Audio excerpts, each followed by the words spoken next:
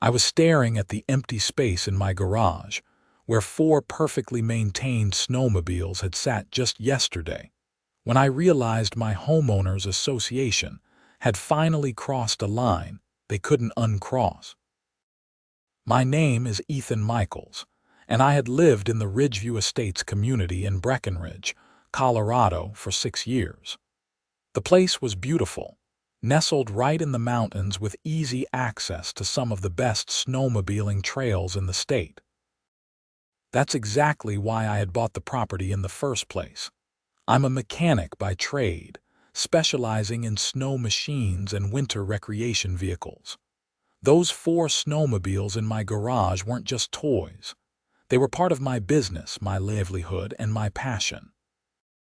The whole mess started 3 months earlier, in late November, when I had to leave town unexpectedly.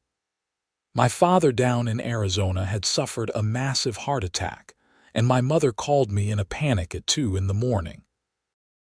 I threw some clothes in a bag, arranged for my neighbor to check on the house, and drove straight through to Phoenix. Dad's condition was critical, and the doctors weren't optimistic about his chances. Before I left, I did everything by the book. I called the HOA management office and left a voicemail explaining that I'd be gone for an extended period due to a family emergency. I sent an email to the same effect. I even posted a note on the community forum we were all supposed to use. My property was secure, my bills were on auto pay, and my neighbor Steve had my phone number if anything came up. What I didn't know was that Brenda Norwood, the HOA president and the most insufferable busybody I'd ever encountered, had decided that my extended absence was the perfect opportunity to enforce some obscure bylaw she'd been dying to use. Brenda was 52 years old, had short blonde hair always styled in that "Can I speak to the manager" cut, and she drove a white Escalade with vanity plates that read "Rolls for You." She lived 4 houses down from me and had made it her personal mission to find me for every little thing she could find since the day I moved in. My grass was a half-inch too tall once, $50 fine. My garbage can was visible from the street on a non-collection day, $75 fine. I had a small oil stain on my driveway from working on an engine, $200 fine, and a demand for professional cleaning. The woman was relentless, but I never thought she'd actually steal my property. I spent 2.5 months in Arizona. Dad pulled through, thank God, but his recovery was slow and my mother needed help managing everything. I was in constant contact with Steve back in Breckenridge. He checked my house weekly, sent me photos showing everything was fine, and even started my truck once in a while to keep the battery charged. The HOA had my contact information. They had my email. They had my phone number. Not once during those 2.5 months did anyone from the HOA reach out to me. When I finally made it back home in early February, exhausted from the drive and emotionally drained from watching my father struggle through physical therapy, I pulled into my driveway at around 8 in the evening. The house looked fine from the outside. Steve had kept the walkway clear of snow and everything seemed normal. Then I opened the garage door. The 4 snowmobiles were gone. A 2023 Ski-Doo Summit, a 2022 Polaris RMK, and 2 2021 Arctic Cat-M Series machines. Together, they were worth close to $60,000. In their place was a single piece of paper taped to the wall. I walked up to it with my heart pounding. The notice was on official HOA letterhead, dated 6 weeks earlier. Notice of abandoned property removal. In accordance with Section 47, subsection 12C of the Ridgeview Estates Homeowners Association bylaws, the following items have been deemed abandoned due to owner absence exceeding 45 days without proper notification. Items removed: 4 snowmobiles. Items have been relocated to secure storage pending auction proceedings. All costs of removal, storage, and administrative fees are the responsibility of the property owner. Contact HOA Management Office within 10 days of this notice to dispute this action. I read it 3 times, my hands shaking. The notice was dated January 3rd. It was now February 6th. I'd missed the dispute window by more than 3 weeks. I pulled out my phone and immediately called the HOA office number. It went straight to voicemail. Of course it did. It was after hours. I didn't sleep that night. I kept going back to the garage, staring at that empty space, looking at the notice again and again. Those machines weren't just expensive. They were how I made money in the winter. I had bookings for guided snowmobile tours starting in 2 weeks. I had rental agreements pending. Without those machines, I was looking at thousands of dollars in lost income on top of the value of the snowmobiles themselves. First thing the next morning, I was at the HOA office in the Ridgeview Community Center. The office opened at 9, and I was standing at the door at 8:45. The property manager, a tired-looking woman named Patricia who always seemed vaguely apologetic about everything the HOA did, unlocked the door and looked genuinely surprised to see me. "Ethan," she said, "you're back. Where are my snowmobiles?" I demanded, not even bothering with pleasantries. She sighed heavily. "You should come inside." We sat in her cramped office while she pulled up files on her computer. Patricia explained that Brenda had pushed through an emergency action claiming that my property appeared abandoned. According to Patricia, Brenda had gone to my house multiple times, found no one home, noticed that my garage had vehicles in it that weren't moving, and decided that constituted abandonment. "I notified you," I said, struggling to keep my voice level. "I left a voicemail. I sent an email. I posted on the community forum." Patricia clicked through her computer.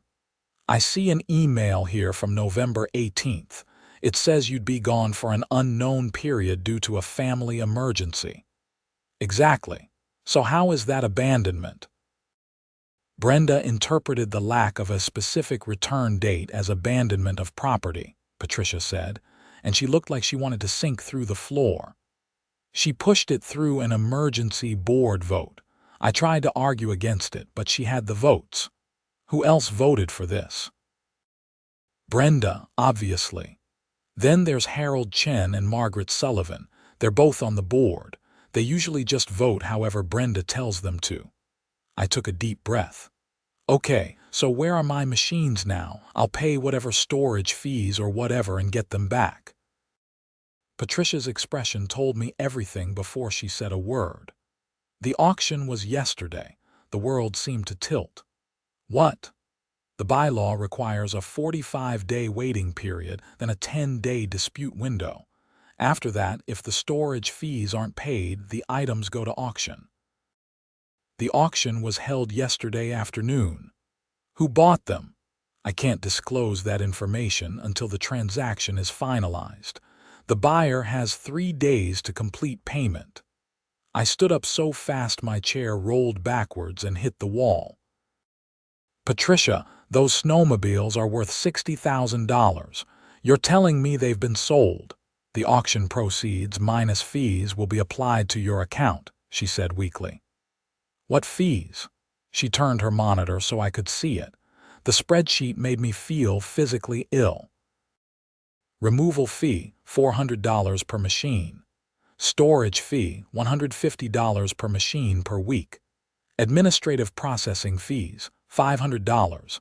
Legal notice preparation, $300. Auction processing, $750. The fees totaled over $7,000. "And what did they sell for at auction?" I asked, my voice barely above a whisper. Patricia looked at her screen. "The 4 machines sold as a lot for $12,000. I actually laughed. It was either laugh or put my fist through her desk. $12,000 for $60,000 worth of equipment. Auctions typically go below market value, she said, as if that was supposed to make me feel better. After fees, you'll receive a check for approximately $4,800. I walked out of that office before I said or did something I'd regret. My hands were shaking with rage. I sat in my truck in the parking lot and tried to think clearly. This couldn't be legal. There was no way an HOA could just seize someone's property and sell it at auction like this. I called my insurance company first. They informed me that theft by HOA enforcement wasn't covered under my policy. I'd need to pursue legal action against the HOA itself. Next, I called a lawyer. The first three I tried didn't handle HOA disputes. The fourth, a guy named Robert Kim with an office in Denver, agreed to see me the following day. That afternoon, I drove over to Steve's house. He'd been a good neighbor and a better friend through all of this. He answered the door with a beer in his hand and took one look at my face. What happened? I told him everything. He invited me in and we sat in his living room while I explained the whole situation. Steve was around 60, retired from a career in construction, and had dealt with his share of Brenda's nonsense over the years. "That's insane," he said when I finished. "They can't do that." "Apparently they can. Apparently I missed some clause in the bylaws that says property can be deemed abandoned if the owner is gone for more than 45 days without specific prior approval. But you told them you were leaving. Didn't matter." Brenda decided an open-ended departure counted as abandonment. Steve shook his head. "Did they try to contact you at all while you were gone? That's the thing. Patricia said they sent notices, but I never got anything. No emails, no calls, nothing. Did you check your mail? I hadn't." I'd been so focused on the garage that I hadn't even looked at my mailbox. We walked over to my house together, and I opened the mailbox. It was stuffed full. I pulled out the entire pile and started sorting through it. Bills, junk mail, catalogs, and there, mixed in with everything else, were 3 certified mail slips indicating attempted delivery of notices. "When are these dated?" Steve asked. I looked at the slips. The first one was from January 4th. The second from January 15th. The third from January 28th. "They're all after the seizure date," I said. "They took my machines on January 3rd. These are all dated after that." "So they took your property, then tried to notify you after the fact that they'd taken it." I stared at the slips. "That's exactly what they did." We went back inside and I looked up the tracking numbers on the USP's website. Sure enough, all 3 notices had been sent certified mail requiring signature. Since I wasn't home, they'd left slips in my mailbox. The first notice, according to the tracking information, had been sent out on January 2nd and attempted delivery on January 4th. That was one day after they'd seized my snowmobiles. The more I dug into it, the worse it got. The HOA bylaws, which I pulled up and read that evening until my eyes crossed, did have a section about abandoned property. But it required that every reasonable effort be made to contact the property owner before action is taken. The bylaws specifically listed email, phone calls, and certified mail as required notification methods before property could be seized. Brenda had seized my machines first, then sent the notifications. I spent the entire next day at Robert Kim's office in Denver. He was a sharp guy in his early 40s who specialized in property law and had handled several HOA cases. I brought all the documentation. My email to the HOA, the phone records showing my call, the community forum post, the seizure notice from my garage, the certified mail slips, and the fee breakdown from Patricia. Robert listened to everything, made notes, and examined all the documents. Finally, he leaned back in his chair. "They violated their own bylaws," he said, clear as day. They were required to attempt contact before seizure. They didn't. That makes the seizure illegal. So what do? We file an immediate injunction to halt the sale transaction. If we move fast, we can block the transfer of ownership to the buyer. Then we sue the HOA for illegal seizure, violation of bylaws, and civil damages. How fast is fast? I'll have the injunction filed by end of business today. But Ethan, there's something you should know. This is going to get expensive. I charge $300 an hour. A case like this could easily run $20,000 to $30,000 in legal fees, and that's if it doesn't go to trial. I felt sick. I didn't have that kind of money lying around, especially not after being off work for 2 months. But what choice did I have? Do it, I said. Robert filed the injunction that afternoon. By the next morning, we had a hearing scheduled for the following week. I also did something else. I called my brother. Marcus lived in Colorado Springs, about 2 hours from Breckenridge. He was 3 years older than me, worked in IT making significantly more money than I did, and we'd always been close. I probably should have called him earlier, but I'd been so caught up in the chaos that I hadn't thought straight. Let me get this straight, Marcus said after I explained everything. Your HOA stole your snowmobiles and sold them at auction. That's the summary, yeah. And you're suing them. I filed an injunction. My lawyer thinks we can reverse the sale. There was a pause. Who bought them at the auction? I don't know. The HOA won't say until the payment is finalized. When's that? Tomorrow, I think. The buyer has 3 days from the auction. Another pause. Then Marcus said something I didn't expect. What was the address for the auction? I gave him the information. He said he'd call me back and hung up. I didn't think much of it at the time.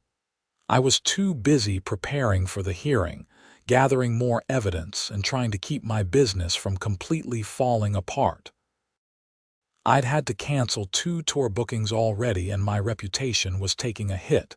The hearing was scheduled for Monday morning. That Friday evening, my phone rang. It was Marcus. I need you to not freak out, he said. Those are never good words to hear. What did you do? I bought your snowmobiles.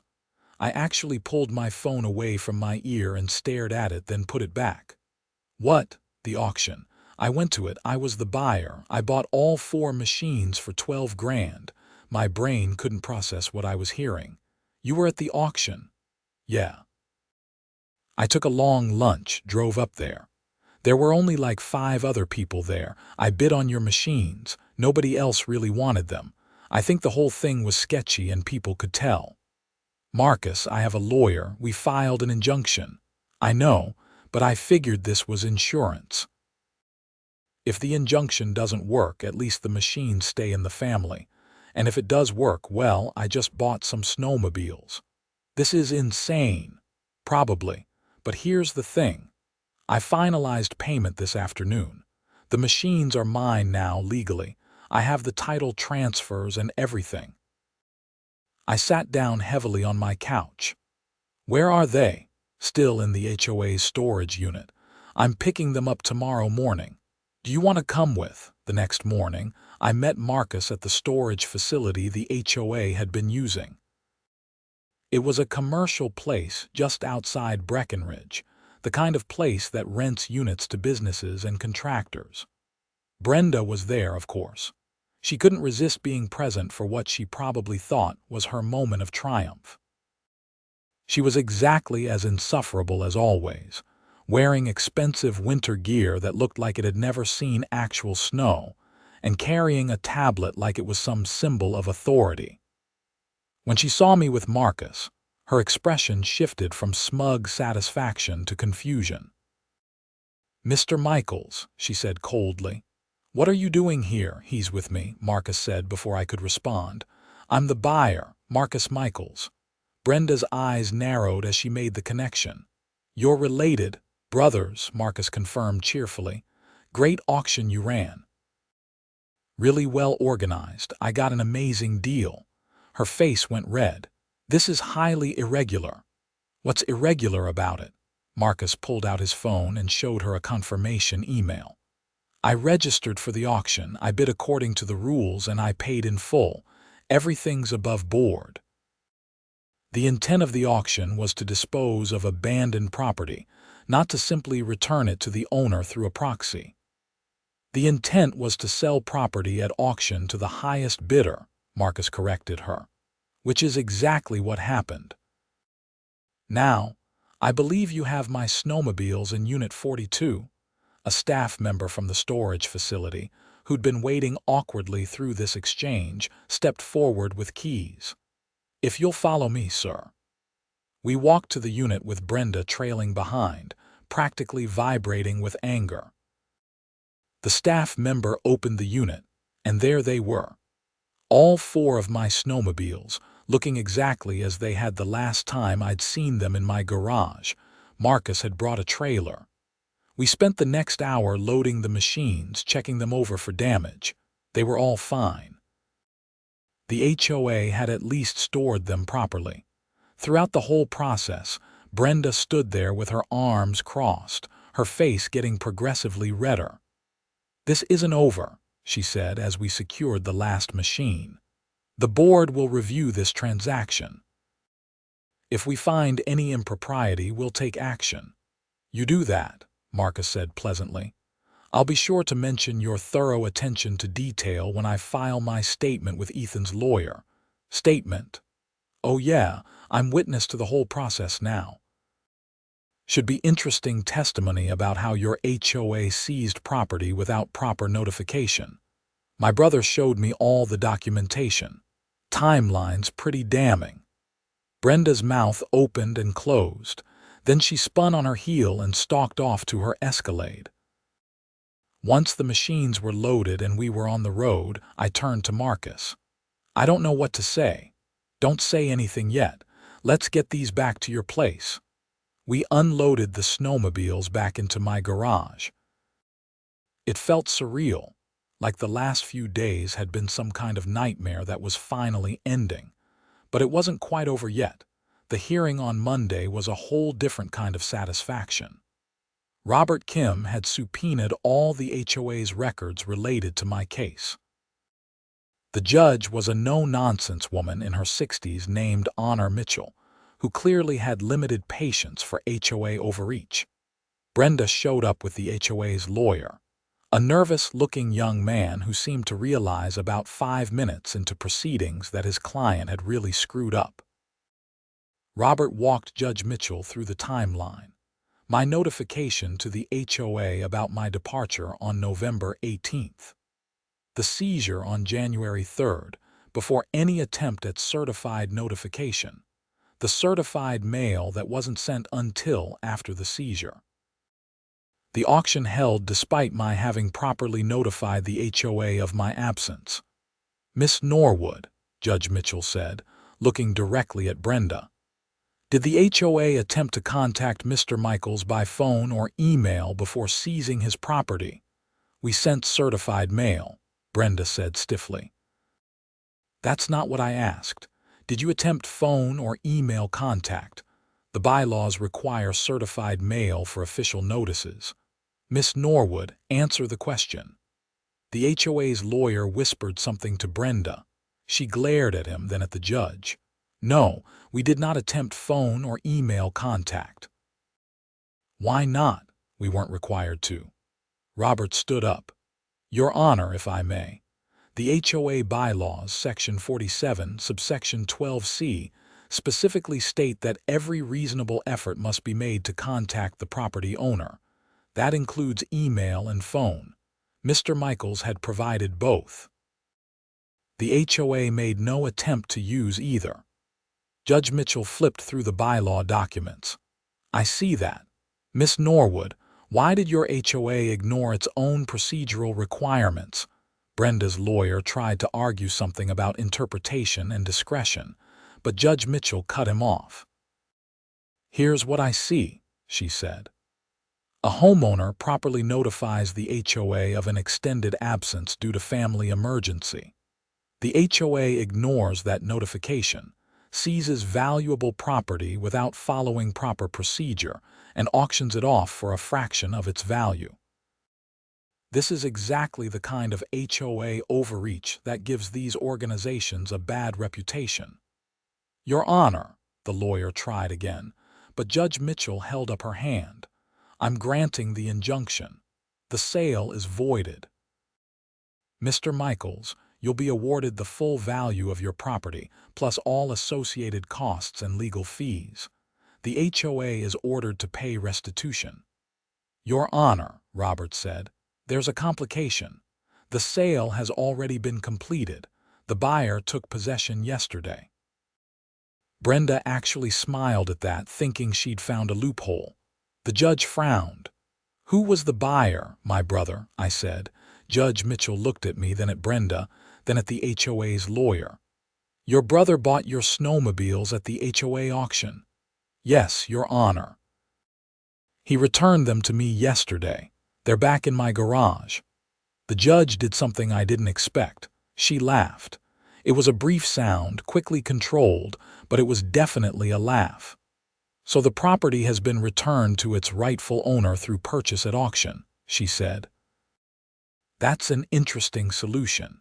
It doesn't change my ruling. The HOA violated its own bylaws and Mr. Michaels' rights.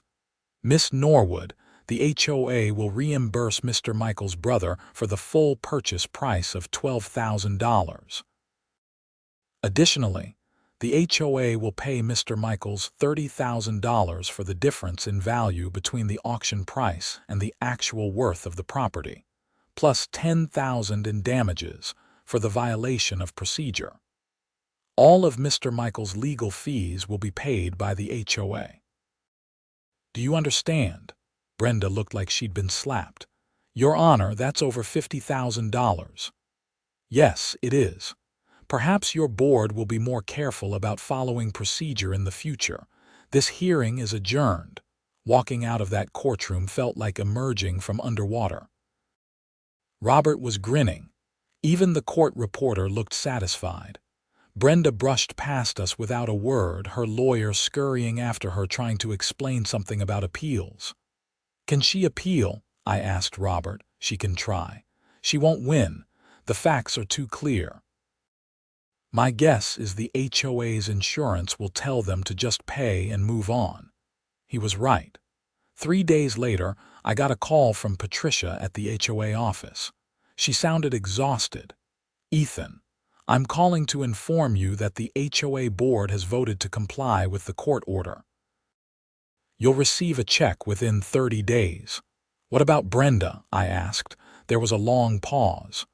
Brenda has resigned from the board. There's going to be an emergency election for a new president. She resigned. The insurance company insisted. Apparently, this isn't the first time she's cost the HOA money with aggressive enforcement. This was just the biggest incident. The insurance company said they'd drop coverage if she remained in a leadership position. After I hung up, I sat in my garage looking at the snowmobiles. They were right where they belonged. Marcus came by that evening with beer and pizza. So, he said, cracking open a beer, you're getting paid and keeping the machines. Not a bad outcome. I'm paying you back the $12,000, I said. The HOA's paying me back the $12,000. That's different. Marcus, you bought my machines. Temporarily. I was always going to give them back. Think of it as a very expensive rental. We sat there for a while, eating pizza and watching the snow fall outside. The whole situation still felt surreal. 3 weeks ago, I'd come home to an empty garage and a nightmare. Now the machines were back. I had a court judgment in my favor and Brenda was gone. I'm getting security cameras, I said finally. For the garage and the house, I'm not going through this again. Good call. Also, read the bylaws, all of them, front to back. I did. After all this, I know those bylaws better than Brenda ever did. Speaking of which, are you going to run for HOA president? I actually choked on my beer. What? No. God, no, why not? You'd be good at it.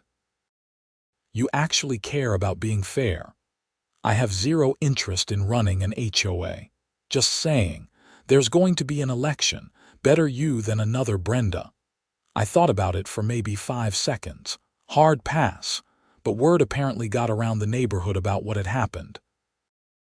Over the next week, I had 3 different neighbors stop by to hear the story. Steve came over with his wife. The couple across the street, Tom and Angela, brought over a casserole.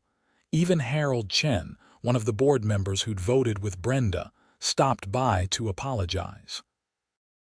I didn't understand what she was doing, Harold said. He was in his 70s, a retired accountant who joined the board mainly to keep busy. She told us your property was abandoned and we needed to act fast. She said she'd handled all the notifications. I should have checked. It's done now, I said.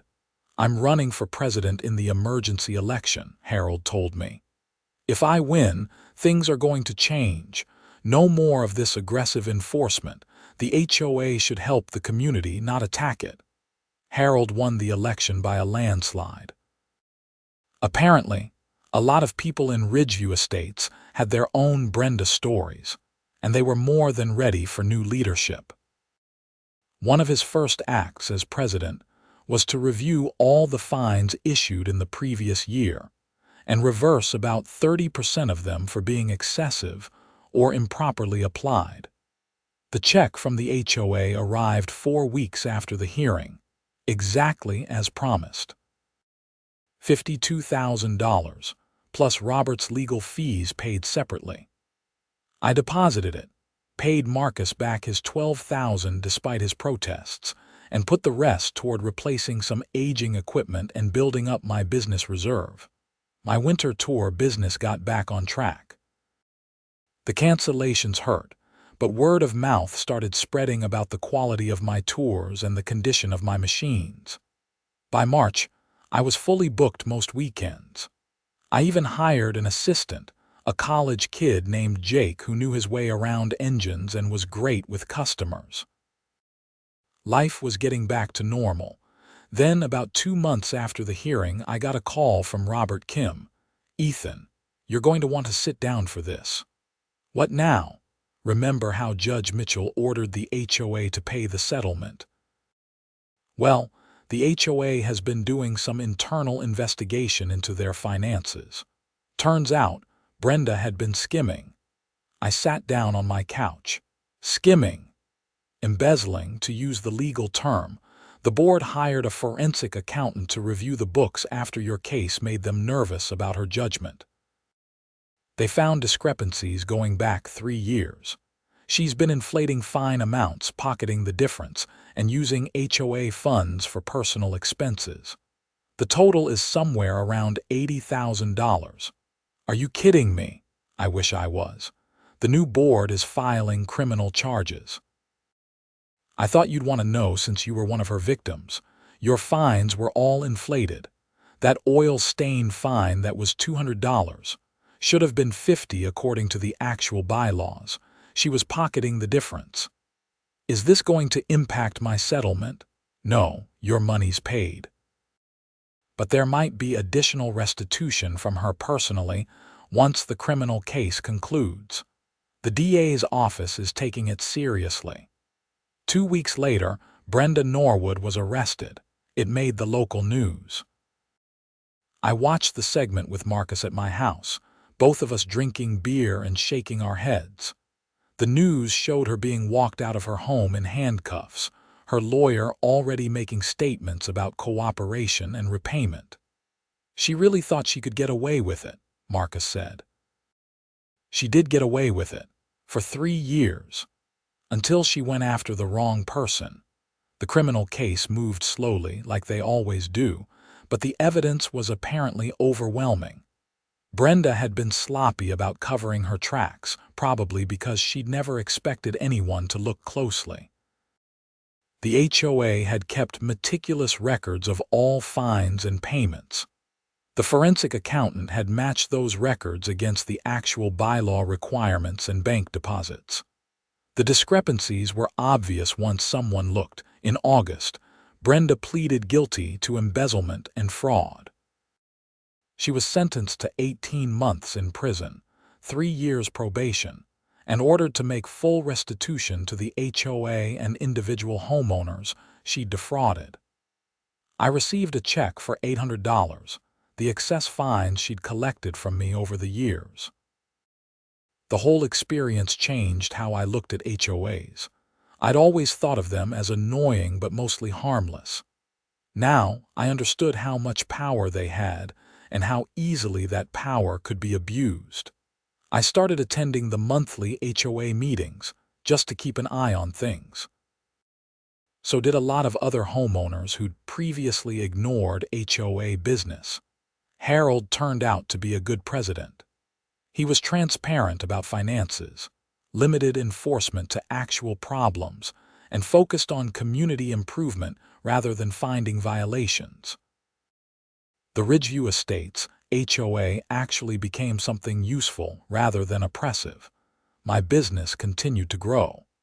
That first summer, after everything settled down, I expanded into ATV rentals for the off-season. Jake turned out to be such a good employee that I hired him full-time after he graduated.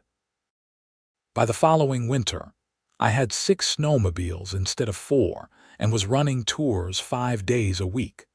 Marcus and I started a tradition of an annual brothers trip on the snowmobiles, taking them out to some remote trail and camping overnight. On our first trip, sitting around a campfire in the mountains, he brought up what he'd done. "I never asked you why," I said. "Why you went to that auction?" Marcus poked at the fire with a stick. "You're my brother. Someone stole your stuff. I had the money to get it back. Seemed pretty simple. You didn't know if the judge would rule in my favor. You could have been out 12 grand. Would have been worth it anyway. I'd rather have you happy with your machines than worry about the money. I'm paying you back. You already did. I'm paying you interest. Shut up and drink your beer." We sat there in the quiet of the mountains, the only sound the crackling of the fire and the distant wind through the trees. These were the moments I'd been afraid I'd lost when I saw that empty garage. Not just the machines themselves, but what they represented. My livelihood, my passion, my connection to this place I called home. The whole ordeal with Brenda and the HOA had been a nightmare, but it taught me something important. It taught me to pay attention, to not assume that authority figures would act fairly, to document everything. It also showed me that having people in your corner, whether it was Marcus buying back my property or Harold fighting to reform the HOA, made all the difference. Steve, my neighbor who'd watched my house and documented everything while I was gone, became one of my closest friends. We had a standing weekly dinner at his place or mine, trading stories and occasionally complaining about HOA business, though there was much less to complain about with Harold in charge. The certified mail slips I'd found that day became part of my filing system. Robert Kim had advised me to keep detailed records of everything HOA related, and I took that advice seriously. I had a file cabinet in my home office now dedicated entirely to HOA correspondence. Every notice, every email, every meeting minute. If someone tried to pull something again, I'd be ready. But the new board was nothing like Brenda's regime. When I applied for approval to build a proper shop building behind my house for my business, the review process was fair and thorough. They asked reasonable questions about noise, appearance, and property values. I addressed their concerns with sound insulation plans and architectural drawings that matched the neighborhood aesthetic. The approval came through in 6 weeks. Building that shop was one of the best decisions I ever made. It gave me proper workspace for maintenance and repairs, storage for parts and equipment, and even a small office area where customers could wait while I prepped machines for tours. Jake and I could work efficiently instead of cramping everything into my residential garage. The business took off after that. By my 3rd winter operating tours, I had to hire 2 more employees and expand my fleet to 10 snowmobiles. I wasn't getting rich, but I was making a solid living doing something I loved in a place I loved. The extended Arizona trip to care for my father, which had triggered the whole nightmare with Brenda, ultimately led to the business growth. The publicity from the case and Brenda's arrest had brought attention to my company. Several articles about the HOA overreach mentioned my tour business by name. People wanted to support the guy who'd stood up to HOA tyranny. I even got interviewed for a regional magazine article about HOA reform in Colorado. The reporter asked what advice I'd give to other homeowners dealing with aggressive HOAs. Document everything, I said. Read your bylaws completely. Attend meetings even when they're boring. And if an HOA violates its own rules, don't just roll over. They count on people not fighting back because it's expensive and exhausting, but sometimes you have to fight. The article ran with a photo of me standing next to my snowmobiles in front of the mountains. Marcus got it framed and gave it to me for Christmas. It still hangs in my shop office. Dad made a full recovery, which was the best outcome of that entire difficult period. He and Mom came to visit the following summer. I took them on a gentle ATV tour through the mountains, sticking to easy trails. Dad was thrilled to see how well the business was doing. "You built something good here," he told me over dinner at a local restaurant. "I'm proud of you, and I'm proud of how you handled that whole HOA situation. You didn't let them push you around." "I had help," I said, nodding at Marcus across the table. "That's what family does," Mom said. "We help each other. Though I still can't believe Marcus bought your snowmobiles at an auction. That's the strangest thing I've ever heard." "It was a good investment," Marcus joked. "I owned them for less than 24 hours and made a 100% return when the HOA reimbursed me." "You gave them back the same day," I pointed out. "Still counts." The neighborhood dynamics had shifted after Brenda's arrest. People were more willing to talk to each other, to resolve issues directly rather than filing complaints with the HOA. The community became more of an actual community. We started having regular neighborhood gatherings in the summer. Someone organized a holiday lights competition that was actually fun rather than judgmental. I became friends with Tom and Angela across the street. Tom was an engineer who worked remotely, and Angela taught at the local elementary school. They had 2 kids who thought it was the coolest thing in the world that I ran snowmobile tours. I let them sit on the machine sometimes while they made engine noises and pretended to race. "You should teach kids safety courses," Angela suggested one day. "There's nothing like that around here, and a lot of families have snowmobiles but no idea how to teach their kids properly." It was a good idea. I developed a kids' snowmobile safety program that next winter, working with local recreation officials to create an actual certification course. It became another revenue stream for the business and filled a real need in the community. Parents were grateful to have professional instruction for their children. The program also helped my reputation with the HOA. Harold loved it because it showed community involvement and responsibility. Even the few board members who were initially skeptical of having a business operation in a residential neighborhood came around when they saw how professional and community-focused it was. Years passed. The whole incident with Brenda started to feel like a strange story from the past, rather than something that had actually happened to me. I'd see new people move into the neighborhood and think about warning them about HOA overreach, then remember that our HOA was actually functional now. Harold eventually stepped down as president after serving 3 terms, and Patricia from the management office ran for the position. She won easily. She'd learned from the Brenda disaster and was committed to transparent, reasonable governance. The snowmobiles that had been seized and returned became legendary in my business. I never got rid of any of them. The 2023 Ski-Doo Summit that had been seized was still running strong 5 years later, still one of the most reliable machines in my fleet. Customers would sometimes ask about the story after hearing rumors, and I'd give them the abbreviated version. It was great marketing, honestly. People loved the idea of the brother who bought back the stolen machines at auction. Marcus eventually moved closer, buying a house in Breckenridge itself, so his commute to Colorado Springs was easier. He said it was for work reasons, but I knew it was partly about family. We'd gotten even closer through the whole HOA ordeal. Having someone willing to drop 12 grand on a weird auction gamble to help you out bonds people. His house needed work, and I helped him renovate it over several months.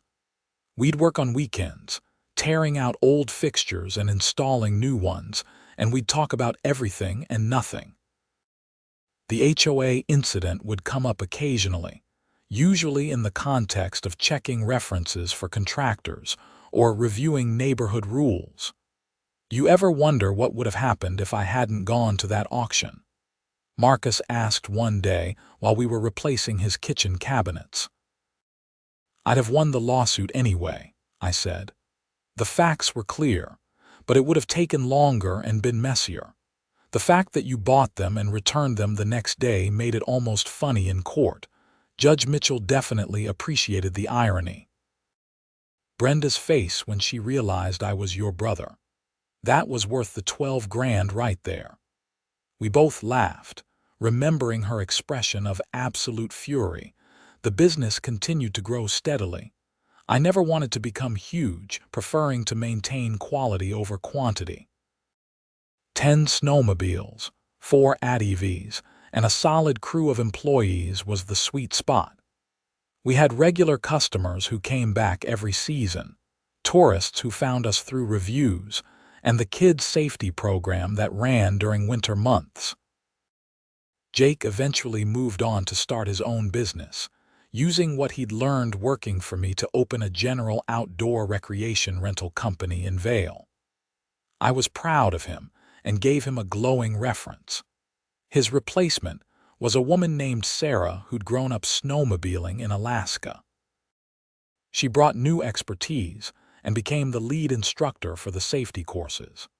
The settlement money from the HOA lawsuit, after paying back Marcus and covering various expenses, had mostly gone into the business and a healthy emergency fund. I never wanted to be caught financially unprepared again.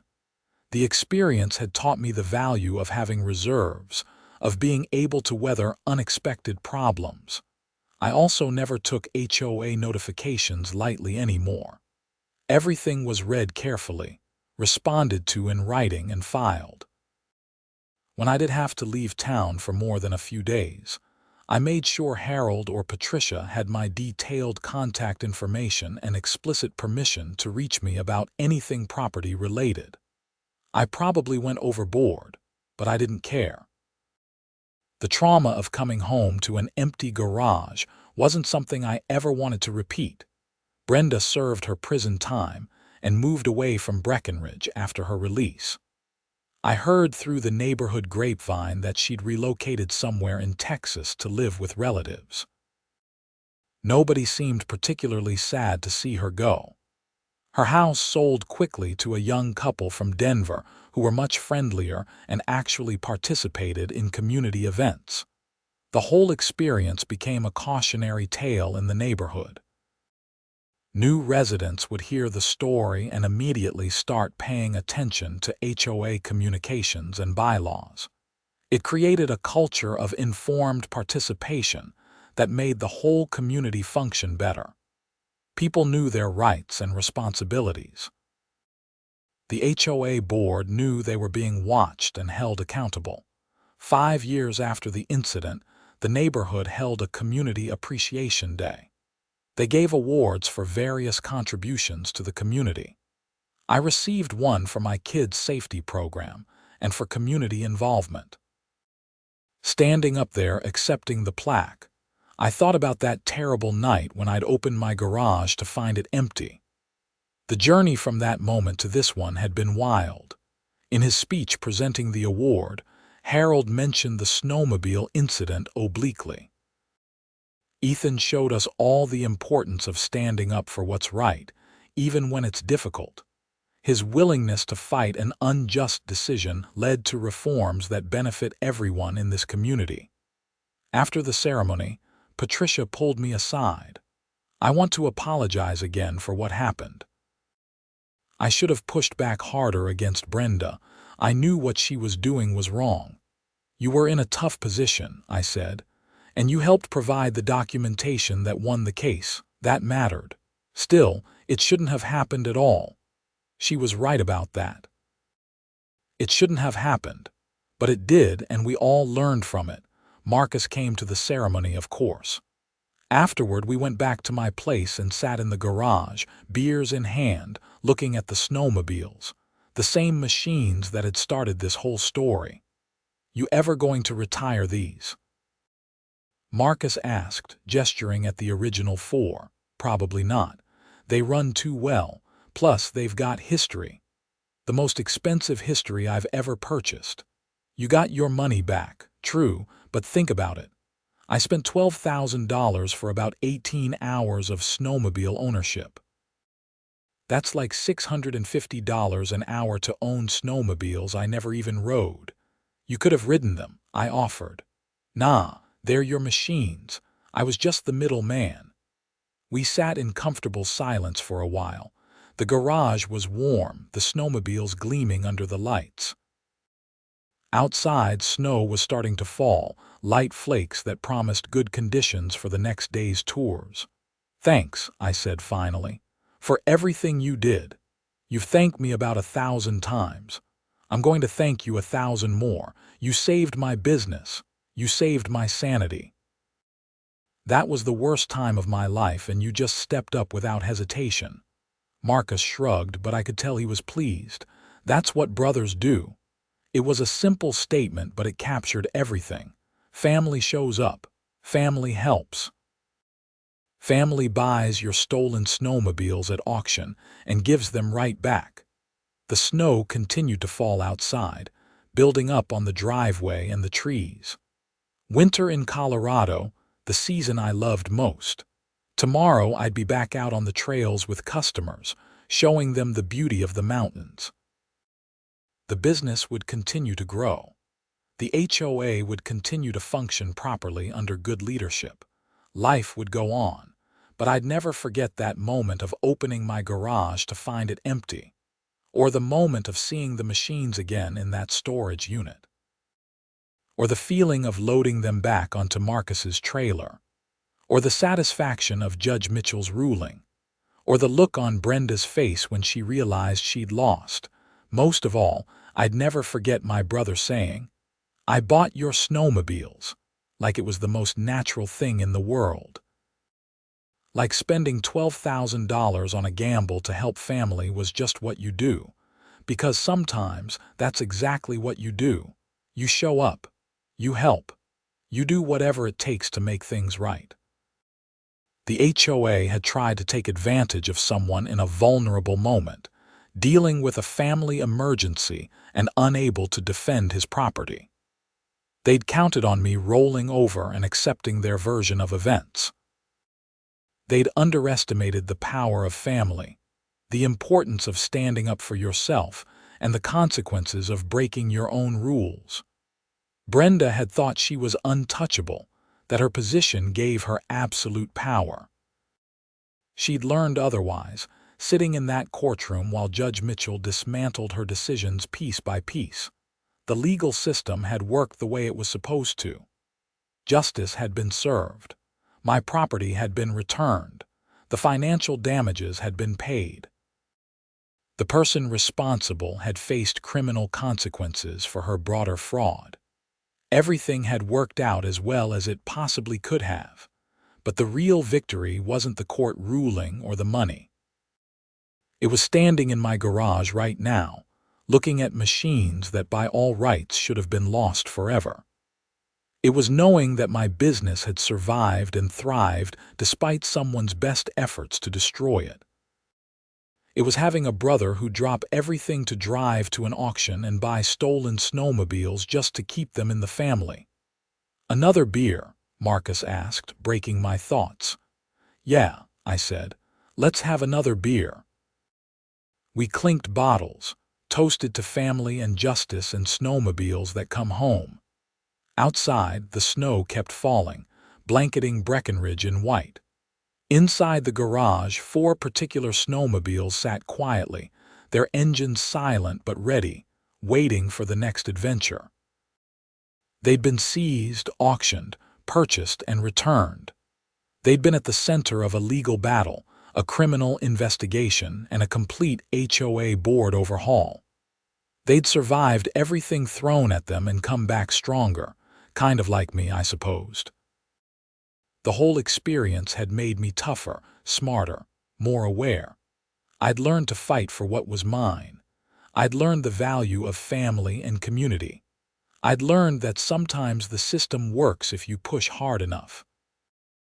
And I'd learned that when life seizes your snowmobiles, sometimes your brother will buy them right back and hand them over with a grin. That was the lesson I'd carry forward. Not the legal technicalities or the HOA bylaws or even the satisfaction of winning in court. Just the simple knowledge that family shows up when it matters most. The snow continued to fall, soft and steady, covering the world in fresh white. Tomorrow would be a good day for tours. Tomorrow and all the days after that. The machines were home where they belonged, and so was I.